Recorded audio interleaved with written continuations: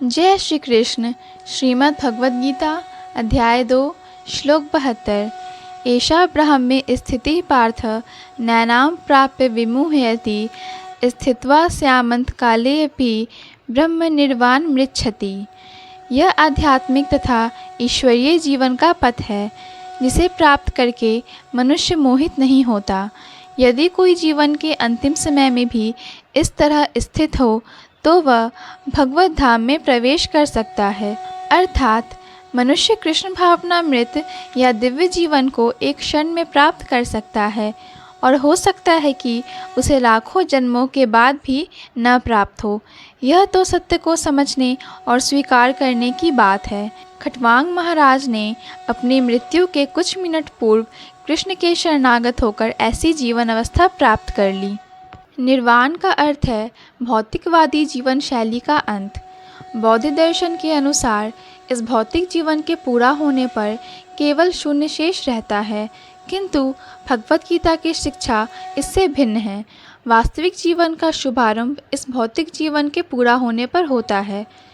इस स्थूल भौतिकवादी के लिए यह जानना पर्याप्त होगा कि इस भौतिक जीवन का अंत निश्चित है, किंतु आध्यात्मिक दृष्टि से उन्नत व्यक्तियों के लिए इस जीवन के बाद अन्य जीवन प्रारंभ होता है।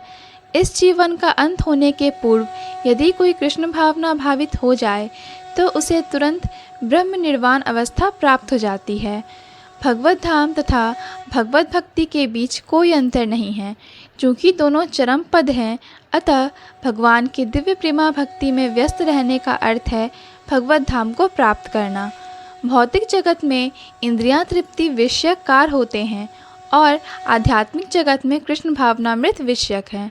इसी जीवन में कृष्ण भावनामृत की प्राप्ति तत्काल ब्रह्म प्राप्ति जैसी है, और जो कृष्ण भावनामृत में स्थित होता है वह निश्चित रूप से पहले ही भगवत धाम में प्रवेश कर चुका होता है। अतः ब्राह्मी स्थिति का अर्थ है भौतिक कार्यों के पथ पर ना होना। भगवत गीता में भगवत भक्ति को मुक्त अवस्था माना गया है। सगुणांस समतीत्यतान ब्रह्म भूयाय कल्पते। ब्राह्मी स्थिति भौतिक बंधन से मुक्त है। श्रील भक्ति विनोद ठाकुर ने भगवत गीता के इस द्वितीय अध्याय को संपूर्ण ग्रंथ के प्रतिपाद्य विषय के रूप में संक्षिप्त किया है। भगवत गीता के प्रतिपाद्य हैं कर्म योग, ज्ञान योग तथा भक्ति योग। इस द्वितीय अध्याय में कर्म योग तथा ज्ञान योग की स्पष्ट व्याख्या हुई है एवं भक्ति योग की भी झांकी दे दी गई है। इस प्रकार श्रीमद् भगवत गीता के द्वितीय अध्याय गीता का सार का भक्ति वेदांत तात्पर्य पूर्ण हुआ। जय श्री कृष्ण। पूर्ण भगवत गीता के श्लोकों को सुनने और समझने के लिए कृपया हमारे चैनल को सब्सक्राइब करें। वीडियो पसंद आया हो तो लाइक और शेयर करें।